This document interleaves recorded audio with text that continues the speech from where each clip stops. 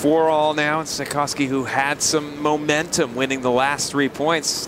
Benneteau did a pretty good job of squashing that momentum as best he could by sitting down, retaping his leg.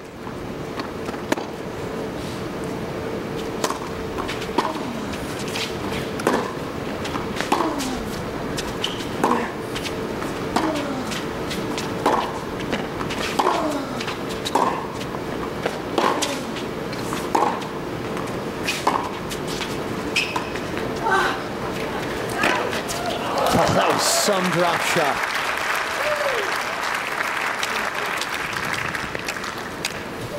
So Benneteau emerges 5-4 on serve. Both men have won 4 consecutive points in this tiebreak. And there goes the tape again, by the way. And a good drop shot, a little bit of a late start for Stakhovsky. He didn't read that drop shot, and that's what caused him not to be able to run it down.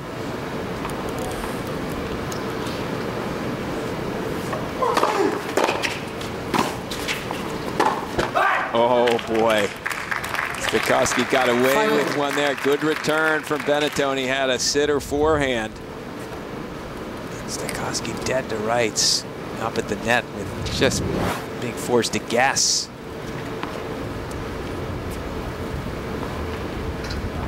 He was guessing right. Maybe a little sneak. Benneteau saw that Stakhovsky was going where he intended to pass. 5-all, second serve. Benneteau at times in this match has attacked the second serve. Let's see if he tries to come in behind this one. Net. Second service. Well, he was inside the baseline trying to make it happen.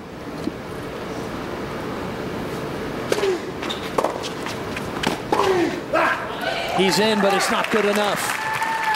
I had a feeling he was going to try to get aggressive there, Benneteau. He did, but he just mishit the backhand return. And Stakhovsky, whose forehand has been fairly unreliable today when he needed it most, 5-all on the breaker, comes up with a good one.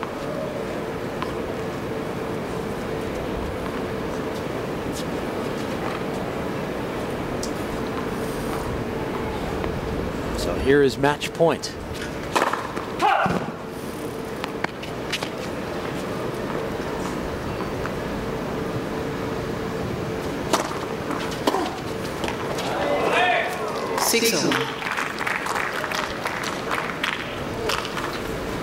Boy, second serve, match point. He fails to get it back into play. The ball moved on him, and he didn't react well to it. 80 mile an hour, second serve. Here's a look.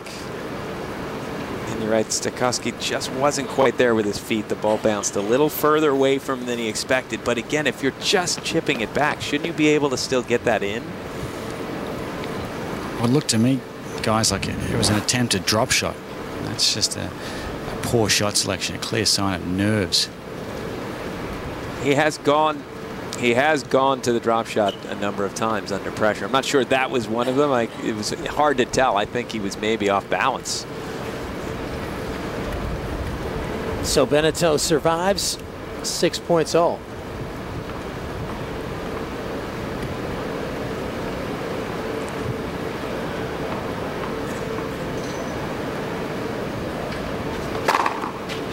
(7-6). Benneteau. Stakhovsky challenged the call on the left center, the ball scored in. I guess he's got 4 challenges. Why not throw one away? It's obviously a huge point. Yep. Chase review. Benneteau was pretty sure it was good, and it did catch. 7-6. Benneteau. Stakhovsky has 3 challenges remaining.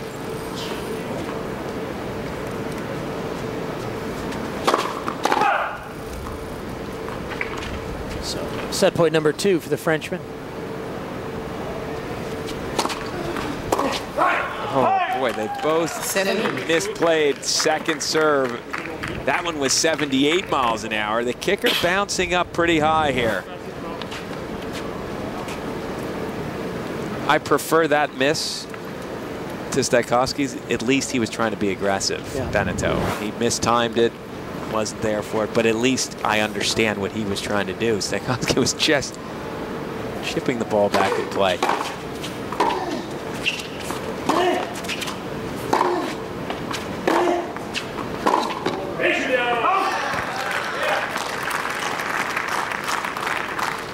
Heavy hitting from Benneteau. Benneteau.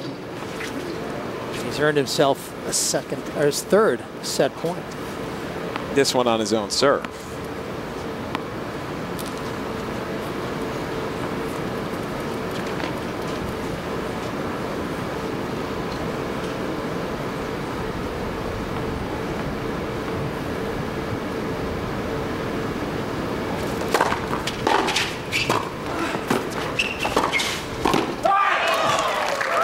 Pretty nice play by Stakhovsky. He got the ball down. He hasn't hit a forehand on the run pass all match. If you're going to choose when to finally come up with one, I suppose it would be at 7-8 in the tie break. That one had a little bit of whip. I've never seen follow through under your armpit before. That was a strange looking shot from Stakhovsky, but it worked.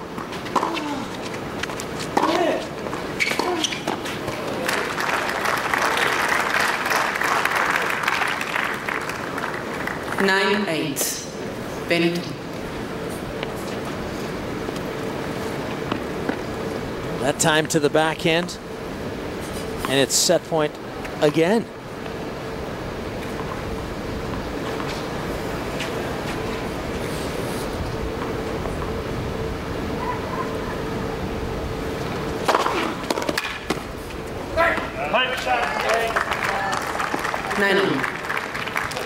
What a time for a first serve, and that's a good serve from him when he gets it in. 6 feet 4 inches tall, he's got a good angle, it gets out quickly. And even Benneteau, who likes the backhand, can't seem to catch up with it.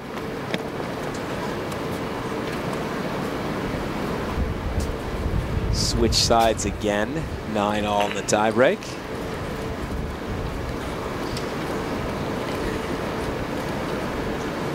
Both players seem to be playing a little bit better from behind than they are playing with the lead.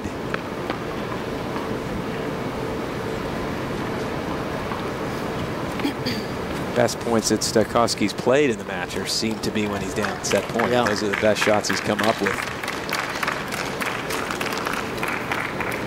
He's recovered one time from low 40 down on his serve.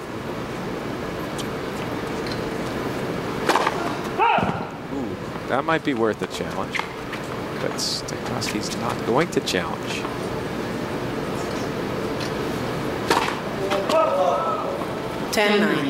Benneteau. Wow. Okay. It's inexplicable, really, what we're seeing. He's had so many pressure second serves in this set and hasn't double faulted. And all of a sudden at 9-all, he hits the baseline with his second serve.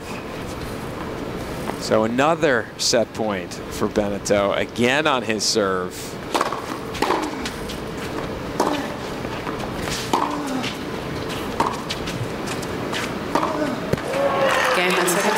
So Julian Benneteau, what a recovery. Looking to be in all sorts of trouble in the second set, but prevails in a tiebreak. So this quarterfinals go in the distance. They'll play a third set, Stakhovsky and Benneteau. A spot in the semifinals. Heard Winston Salem is at stake. Well, ask her. Find a seat quickly, please. Thank you. So Julian Benneteau and Sergei Stakhovsky, a brilliant match. One set apiece, and Benneteau dodged a match point against him. It took him 4 set points before he was able to take that second set and push this to a third. 15 love. So Sergei Stakhovsky, the number 9 seed, serving first. So look now at net results, Jimmy. What was going right and wrong for each man? Well, for Stakhovsky, he got tight when he had opportunities to win. When he saw his opponent was tiring, he didn't put him away. And then Julian Benneteau, give him credit. He was allowed to hang in there for a while early in the second set when he looked down and out. And once he got his second win, he found a way to win that second set. And we'll see now what happens in the third, if he can, how long he can keep that second win. 40 love. Much more relaxed Stakhovsky here to start the third set. Probably a little bit of anger. He's not really showing it, but I would certainly be feeling it if I were him. Now the hot and humid conditions are a little less hot now. It's just warm. But both these guys have worked through difficult conditions because of the sweat. Stakhovsky changed his shoes and his socks. So he's got a dry pair on, and looks like it's helped him. He's getting a good push on that serve.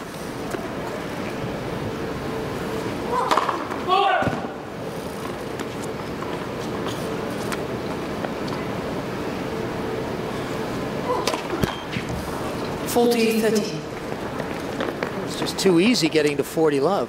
His socks and shoes must be wet again, because double-double the last 2 points all of a sudden. He just goes through these lapses where he just loses his rhythm on his serve. Second serve. And eventually, I mean, that's a dangerous game to be playing when you lose the rhythm on your serve, and that can start affecting your confidence, and your career is close to over when that happens to you. Most players. Yeah. Guillermo Coria, the most recent case.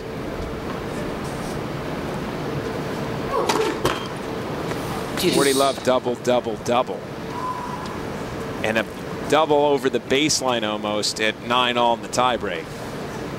8 doubles in the match.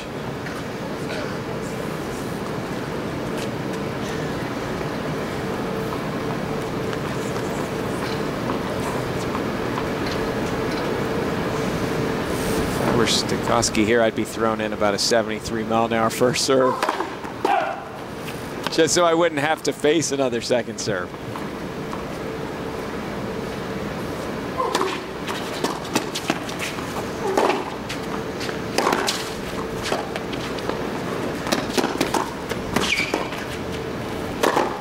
The deep drop shot short lob combo rarely works. And it didn't work again for Stakhovsky. I mean, here's a guy who's 6 feet 4 inches tall. He's a great athlete, defends the net well, yet he's surrendering that position to his opponent. I just don't understand it. And Benneteau is a good player at the net. I want to keep him away from the net. Well, let's see if it costs him. Break point for Benneteau.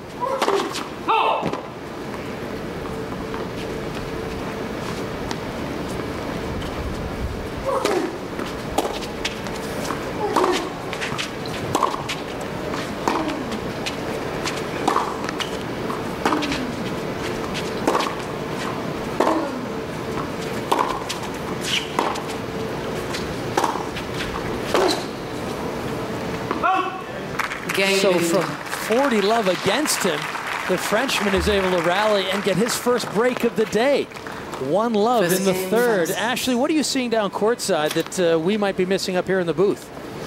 Well, for Sergei Stakhovsky, it's not so much fatigue as nerves. And when nerves come, the first thing to go is your legs. We could see that last game, just inability to hit up 3 double faults in a row.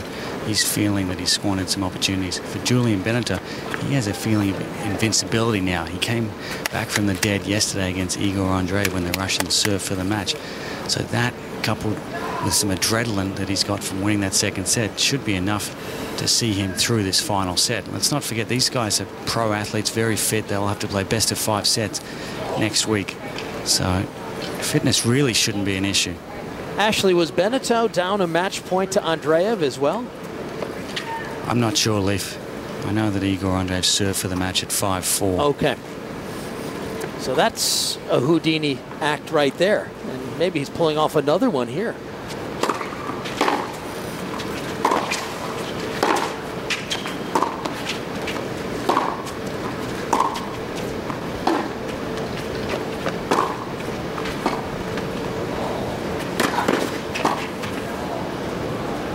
It's remarkable how much less tired Benneteau suddenly is. As you see, at that point, he was forced to move awfully well, and he was up to the challenge. So whatever was ailing him early in the second is now completely gone, as Ashley said. The adrenaline of finding a way out of that second set, and now being gifted a break to start the third.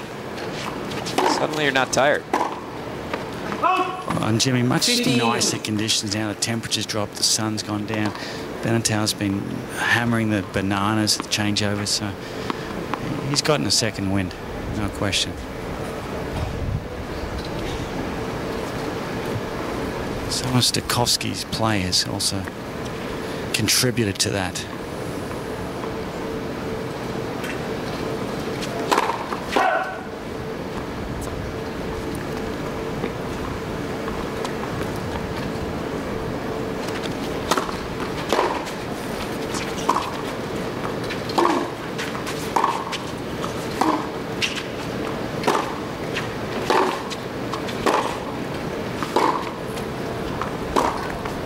Ooh, challenge. Stakhovsky challenged the call on the right base. The ball was called in. This was awfully close. He's just not thinking clearly right now. Shot selection now. This. We'll see if he's right. But yeah, this chase review could be significant for his chances, even though it's early in the set. just mentally, all that's gone wrong, all the opportunities he's had. He's at match point. He just doubled 3 times. The last one, so it should be number 3. Obviously, they're having a little trouble bringing up the chase review. Here it is, and as I thought, it was off. It was good. So a horrible challenge when Stakhovsky wasn't in any trouble in the rally. Gave the point away with that challenge.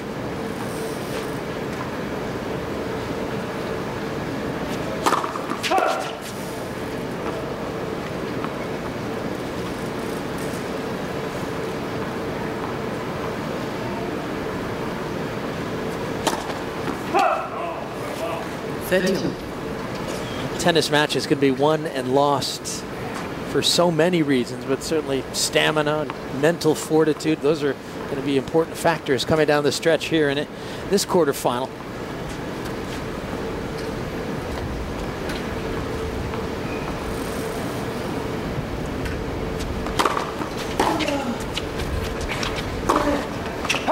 What's funny is for about an hour, Benneteau never had an inkling of winning this match in his own mind. All of a sudden on the last changeover, he's thinking, I've got this thing won. And you see how he's handling that situation. It's 30-15 up, double fault, misses a forehand, and he's given Stakhovsky a break point. These two are finding it hard to reach the semifinals.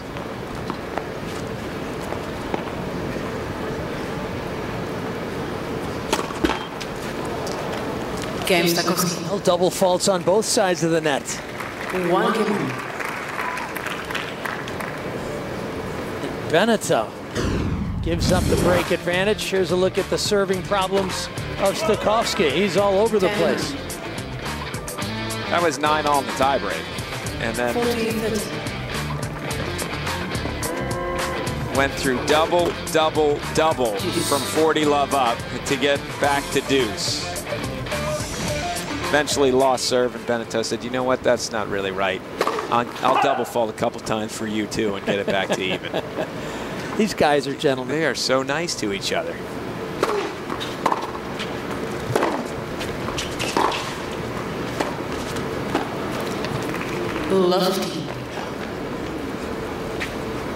We mentioned Benneteau coming through the qualifying to get to the quarterfinals. The seed in his section, the highest seed was Jürgen Melzer, who was beaten by Andreev, and then Benneteau ended up beating Andreev. Benneteau also beat the number 16 seed, Igor Kunitsyn of Russia.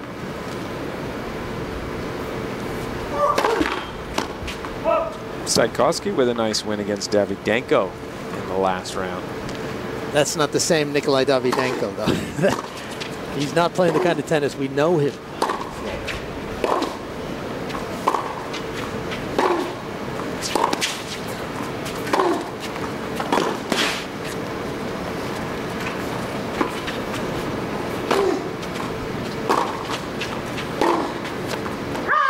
Did it stay on line?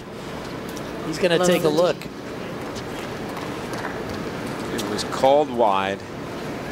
My sense was that it did just miss. Stakhovsky decides after a long look not to challenge.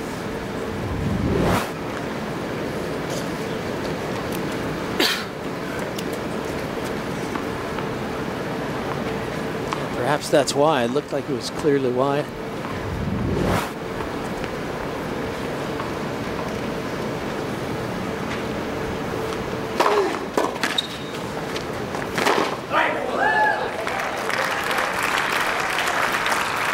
And Jimmy, the problem for Stakhovsky spinning his first serve in, because he's worried about his second, is that he's relying on those free points from his first serve. He's 0 for 7 in this set on second serve points. So he can't afford to take something off the serve. You're right. He's not going to win the rallies, the majority of the rallies, so it's a tough spot for him to be in.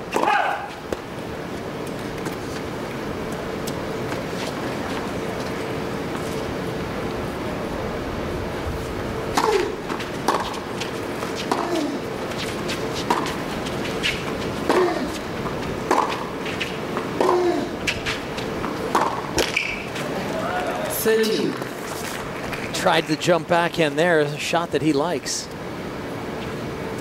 I've never really liked that shot. I don't understand why you have to, what it does for you exactly. Take it a little earlier so you don't have to jump, or if you can't get there in time, wait for it and stay in the rally. But jumping when it's over your head thing seems a bit risky to me.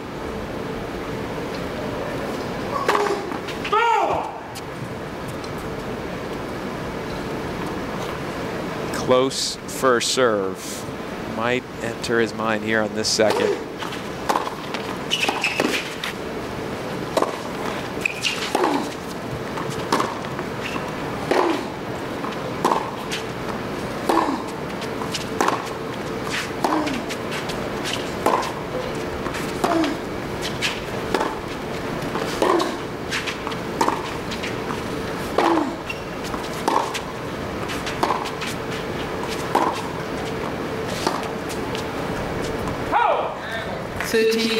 Good strong rally there. Benneteau gets the best of it. The two-hander drawing the air.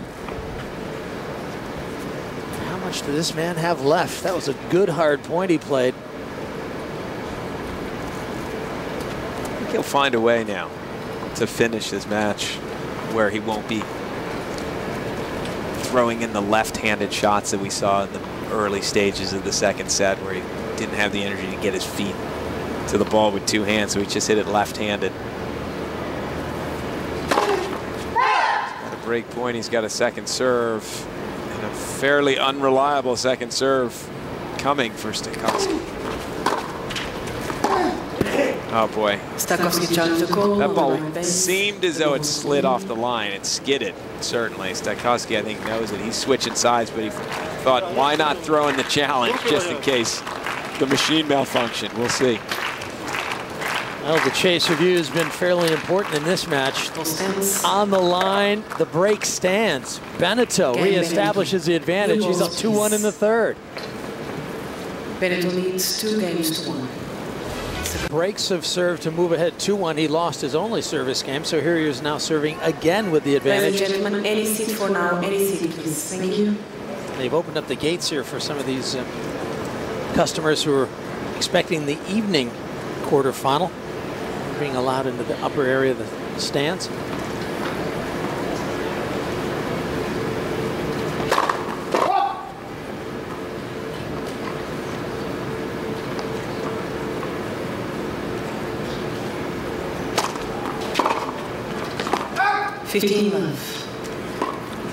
Well, let's look now at our champion match summary.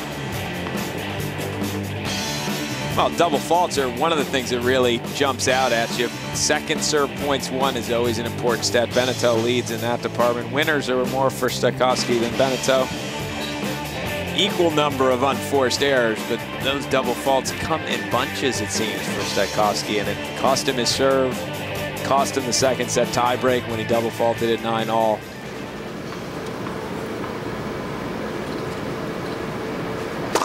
An ace by the Frenchman gets him to 30 love. And that one's on the line. 40 love. What a combination. Stakhovsky trying to call on the left far. The ball was called in. Stakhovsky's down to his last challenge. Yeah, I'm not sure this is a wise challenge when he has just the one left. And it seems like he challenges when he knows the result. Ooh, no. This time he was right. Barely, but he was right. Risky challenge with his last one. 30 love down on the serve. It doesn't seem like it's going to do him a whole lot of good. We'll see. He does end up getting the points. The way these two have played with the lead, maybe a good challenge. All of a sudden, Benneteau can jump Again, as you see that time, that serve and volley should be open to Benneteau quite often. You get a chip, floating chip return from Stakhovsky. Anyone that plays against him watching this match should say to himself, serve and volley to the backhand. You're going to get a pretty high volley to deal with. Players today don't seem to, there's no serve and volleying going on, so it doesn't even enter their mind. Yeah, that's right. And the game is played from the back of the court, and even if it's a tactical advantage, they won't utilize it. So Benneteau to 3-1, able to get it done on serve. Benneteau leads 3-1. Okay. Is that a concern for a player fatigue when you're trying to serve and volley, or? You know, I think it probably not, because you're ending the point more quickly. No. It is a explosive move you have to make, that serve volley, but you're only going to have to do it for a split second, really.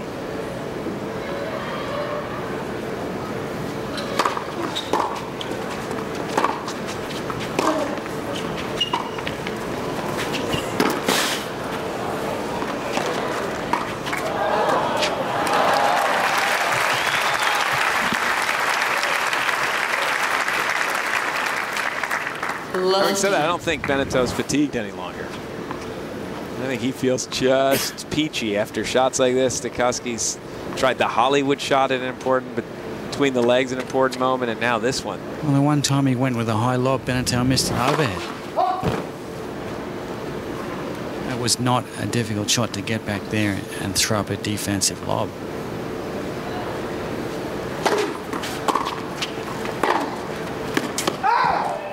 If you're playing someone, Ashley, who does that, do you feel like, okay, he's conceding this? I've got him now. Absolutely. You're thinking if you're Julian Benneteau that this guy is not thinking clearly. I've got him. Chase review again, and it's out. Better than I didn't, right? Well, if I tell you...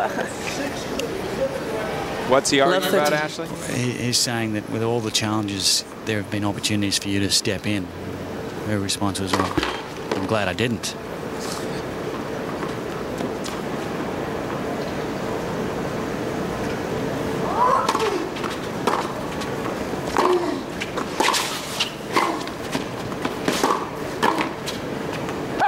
Oh, he can't challenge. Stakhovsky has no challenges remaining. Just a reminder. He just reminded him. Just in case you feel like challenging, you can't. And again, I made the point earlier that as well as Stakhovsky volleys, he doesn't close enough.